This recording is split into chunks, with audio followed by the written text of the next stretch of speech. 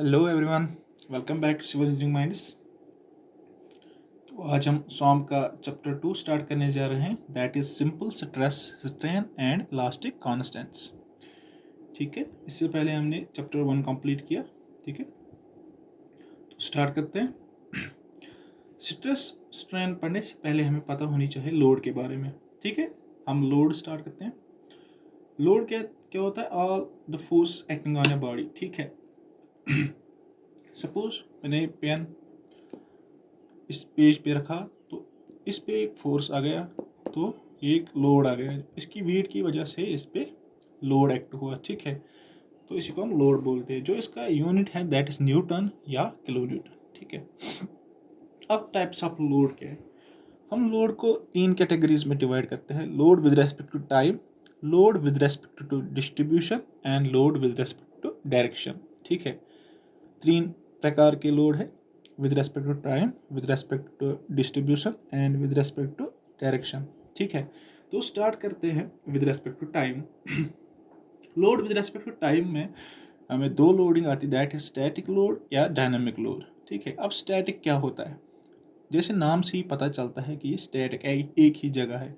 वो क्या होगा? Dead load. सपोज मेरे पास बीम है। ठीक है, सपोज कॉलम है, कॉलम जो इस बीम का वेट है, सेल्फ वेट, वही तो डेड लोड।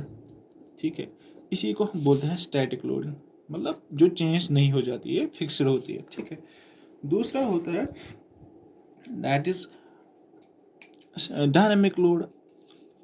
ये है स्टैटिक लोड। अब है डायनामिक लोड। डायनामिक लोड क्या हो गया? जो चेंज हो जाएगा। ठीक है, ये स्लैब है, ये हमारे पास एक कमरा है, यहाँ से एंटर है। ठीक है, ये क्लासरूम है। ठीक है, तो हम यहाँ पे हमारे बेंचेस लगा के,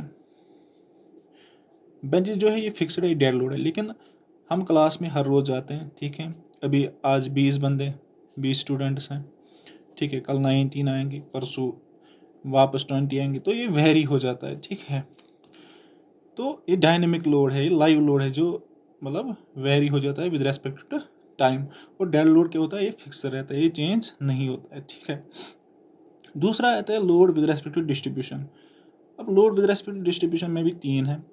पहला है पॉइंट लोड, दूसरा है यूनिफॉर्मली डिस्ट्रीब्यूटेड लोड, और तीसरा है uniformly varying load.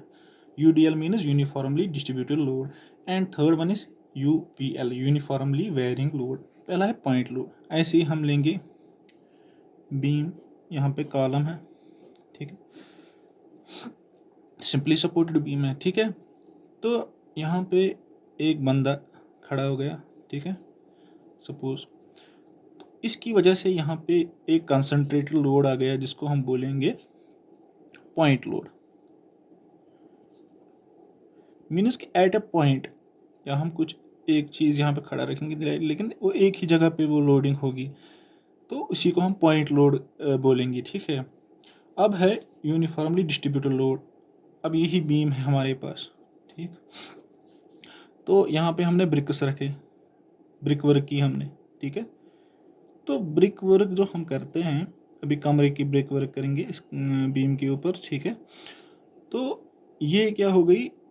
Uniformly distributed. इसका वेट हर जगह पे सेम है। ठीक है, यहाँ पे भी, यहाँ पे भी, यहाँ पे भी, यहाँ पे भी, तो इसको हम बोलते हैं यूनिफॉर्मली डिस्ट्रीब्यूटेड लोड। ठीक है, यूडीएल, यूनिफॉर्मली डिस्ट्रीब्यूटेड लोड। ठीक है, जैसे हम इसको दिखाते हैं, ऐसे दिखाते हैं, ऐसे हम इसको यूजुअली दिखाते हैं। सपोज 2 किलो न्यूटन पर मीटर। ठीक है, इसी तीसरा जो हमारे पास है that is uniformly varying load. अब ऐसी बीम है हमारे पास। ठीक है, अब अगर जैसे हमारे पास घर में ट्रस होता है, अब अगर हमने गेबल, जो हम ट्रस के साइड में हम वो बांधते हैं, फिर वो खुला रहता है, ट्रस हमने ऐसे बनाया। अब साइड में हम तो ये खुला नहीं रखेंगे, हम इसको बंद करते हैं ब्रिक से या स्टील से, कोई कहता है हम ब्रिक से करेंगे बंद। ठीक है, तो अब ब्रिक्स की पोजीशन सपोज ऐसे, तो आपके देख सकते हैं ये वेरी हो रहा है। सपोज हमने ए सेक्शन लिया, अब मैंने ए सेक्शन जब लिया, तो इंटेंसिटी पहले ज़्यादा है, फिर कम, लेकिन यूनिफॉर्मली कम कम हो रही है, ठीक है। इसको हम बोलते हैं यूनिफॉर्मली वेरिंग लोड, ठीक है। पहले ज़्यादा फिर कम कम कम, ठीक है। तो इसका जो सी जी होगा वो H/3 पे होगा, ठीक है। और जो सारा लोड होगा वो इसी सी जी पे कंसनट्रेटेड होगा, ठीक है। Load 1/2 of base into altitude, area of triangle होता है, ठीक है। लेकिन जो सी जी फिर हम देखेंगे H/3 कहाँ पे है, ठीक है। तो वहाँ पे ही सारा लोड इसका होगा, ठीक है। और अब हमें जो तीसरी क्लासिफिकेशन है इसमें, that is load with respect to direction. अब लोड की डायरेक्शन क्या है, ठीक है। तो उसमें क्या क्या आता है, पहला आता है टेंसाइल लोड, दूसरा कंप्रेसिव लोड और शियर लोड। अब सपोज या तो हम ऐसे लेंगे कोई मेंबर या ऐसे लेंगे। अगर हमने मेंबर को ऊपर से लोड अप्लाई किया, पहले हम टेंशन करेंगे। अगर हमने इस बॉडी को खींचा, ठीक है, या ऐसे, तो इसको हम इन द अपोजिट डायरेक्शन, मतलब इसको हम खींच रहे हैं, ठीक। ये पेन है मेरे पास, तो इसको मैं ऐसे खींच रहा हूँ, ठीक है। तो मैं इसको टेंसाइल फोर्स एक्ट कर रहा हूँ, ठीक है। वही हो गया टेंसाइल लोड। हम क्या करते हैं कि इसकी जो लेंथ है वो इंक्रीज होनी चाहिए, जो हम लोड उस टाइम लगाएंगे, दैट इज टेंसाइल लोड, ठीक। दूसरा होता है कंप्रेसिव लोड। वो क्या होता है, जो टेंड करेगा decrease the length of body. Suppose ये अब यही बीम है, या ऐसे रखते हैं हम कॉलम वालम कुछ, तो इस पे जब हमने ऐसे लोडिंग की तो इसकी लेंथ जो है वो कम हो जाएगी, ठीक है। वो कम हो जाएगी लेंथ।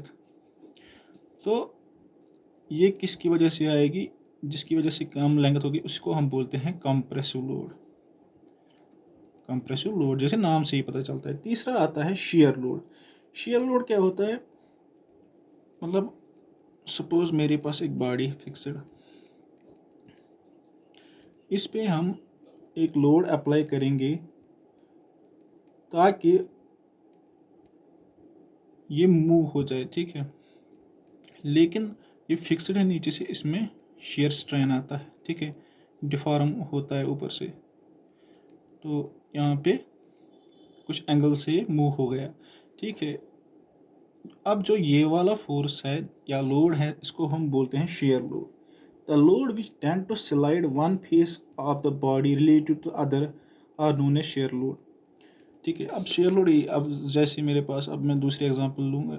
लैब जॉइंट है मेरे पास, ठीक है, 2 प्लेट्स हैं, इसमें रिवेटिंग करके हैं, ठीक है। अब इसको मैं यहाँ से भी खींच रहा हूँ, यहाँ से भी खींच रहा हूँ, ठीक है। तो ये स्लाइड, इस लोड की वजह से ये स्लाइड हो सकते हैं। तो जिस लोड की वजह से ये दो बॉडीज स्लाइड हो जाए उसको हम बोलते हैं शेयर लोड, ठीक है। शेयर फोर्स आए इसकी वजह से, इसको बोलते हैं शेयर लोड। अब क्या है यहाँ पे, टाइप्स ऑफ लोडिंग तो हो गई complete. Load with respect time, load with distribution है, load with respect to direction होगी क्लियर। तो अब हम पढ़ेंगे स्ट्रेस। स्ट्रेस हमने इससे पहले भी पढ़ा है थोड़ा। स्ट्रेस क्या हो गया, फोर्स पर यूनिट एरिया, हम बोलते हैं रेजिस्टिंग फोर्स, ठीक है। जैसे मैंने आपको पहले भी बोला था, ये बीम है मेरे पास, तो इसको मैं खींच रहा हूँ, ठीक है। तो इसकी वजह से यहाँ से भी तो एक सेक्शन लेते हैं हम, इसकी वजह से रेजिस्टिंग फोर्स हो जाएगा क्रिएट, रेजिस्टिंग फोर्स इस एरिया में, उसी को बोलते हैं हम stress, force per unit area, ठीक है। ये मैंने इससे पहले भी पढ़ाया है, ठीक है। इसका जो यूनिट है किलो न्यूटन पर मीटर स्क्वायर या न्यूटन पर mm स्क्वायर और मेगा पास्कल। अब हम पढ़ेंगे types of stress. 4 types of stress है usually. First is tensile stress, दूसरा है compressive stress, third one is shear stress और ट्रांसवर्स स्ट्रेस इसको बोलते हैं, और फोर्थ इज बेंडिंग स्ट्रेस, ठीक है। अब जो टेंसाइल स्ट्रेस है ये क्या करता है कि जब हम बॉडी को, जैसे इससे पहले भी बोला था, जो ये फिगर है इसी से हम देख सकते हैं कि यहाँ से भी टेंसाइल फोर्स आ रहा है, यहाँ से भी टेंसाइल लोड बोल सकते हो, ठीक है। ये टेंड करेगी बॉडी को एलोंगेट करने की, ठीक है। इस टाइम जो स्ट्रेसेस क्रिएट हो जाएगा बॉडी में उसको हम बोलते हैं टेंसाइल स्ट्रेस, या इस बॉडी में टेंशन आएगा, ठीक है। तो ये हम हमेशा पॉजिटिव लेते हैं, ठीक है। उसके बाद आता है कंप्रेसिव स्ट्रेस। कंप्रेसिव स्ट्रेस जो होता है, अगर अब हमने इस बॉडी को शॉर्टन करने की कोशिश की, मतलब कि हमने इस पर कंप्रेसिव लोड अप्लाई किया, तो उसकी वजह से इसकी लेंथ कम हो सकती है, या वो इसको टेंड कर सकती है टू शॉर्टन दिस लेंथ। तो जो उस टाइम स्ट्रेसेस क्रिएट हो जाएंगे उसको हम बोलते हैं कंप्रेसिव स्ट्रेस, और वो हम हमेशा नेगेटिव लेते हैं, ठीक है। उसके बाद आता है शियर स्ट्रेस। शियर स्ट्रेस क्या है? When two equal and opposite forces act tangentially on a cross-section plane of a body, tending to slide it one part over the other at the plane. The body is said to be in the state of shear, and the stress induced is known as shear stress. ठीक है, मैं आपको एक ऐसे example से दिखा सकता हूँ। ये मेरे पास एक प्लेट है और ये मेरे पास दूसरा प्लेट है। ये मैंने रिवेट से कनेक्ट किया है, ठीक है। तो अब मैं इसमें टेंसाइल फोर्स अप्लाई कर रहा हूँ, लेकिन ये सेम प्लेन में नहीं है, और ये वाला इस प्लेट को खींचेगा, ये वाला इस प्लेट पे फोर्स अप्लाई करेगा। उसकी वजह से यहाँ पे शियर क्रिएट हो जाएगा, उसी को हम बोलते हैं शियर स्ट्रेस, ठीक है। तीसरा है और फोर्थ इज हम जो है वो है बेंडिंग स्ट्रेस। बेंडिंग स्ट्रेस क्या होता है? वो ये बेंडिंग मोमेंट की वजह से क्रिएट हो जाता है। जो बेंडिंग स्ट्रेस है ये लीनियरली वेरी होता है, जीरो होता है न्यूट्रल एक्सिस पे, और मैक्सिमम होता है at the farthest point, that is compression part या टेंशन पार्ट में। सपोज मेरे पास एक बीम है, ये इसकी न्यूट्रल एक्सिस है, ऊपर ये सिंपली सपोर्टेड बीम है, तो ऊपर से कंप्रेशन आएगा और नीचे से टेंशन आएगा, ठीक है, जब मैं इस पर लोड अप्लाई करूँगा, ठीक है। तो अब इसका सेक्शन हमने लिया, तो अब हम देखेंगे कि बेंडिंग स्ट्रेस होते क्या है। बेंडिंग स्ट्रेस जो होगा वो ऐसे वेरी हो जाएगा, ठीक है, और वो यहाँ पे मैक्सिमम होगा, ये बेंडिंग मोमेंट की वजह से आएगा, ठीक है, और टेंशन साइड से भी जो एंड है वहाँ पे मैक्सिमम होगा, और जो न्यूट्रल एक्सिस है यहाँ पे sigma B Z is bending stress वो ज़ीरो होगा। तो ये कैसे वेरी होता है? यहाँ से कम कम फिर ज़्यादा, ऐसी न्यूट्रल एक्सिस से जब दूर दूर जाता है टेंशन के एंड फाइबर तक, तो वहाँ पे भी ये मैक्सिमम हो जाता है। इसी को हम बोलते हैं बेंडिंग स्ट्रेस, ठीक है। तो हमें स्ट्रेस भी कंप्लीट हो गया। उसके बाद है स्ट्रेन, तो वो हम दूसरे लेक्चर में स्टार्ट करते हैं। Okay, thank you.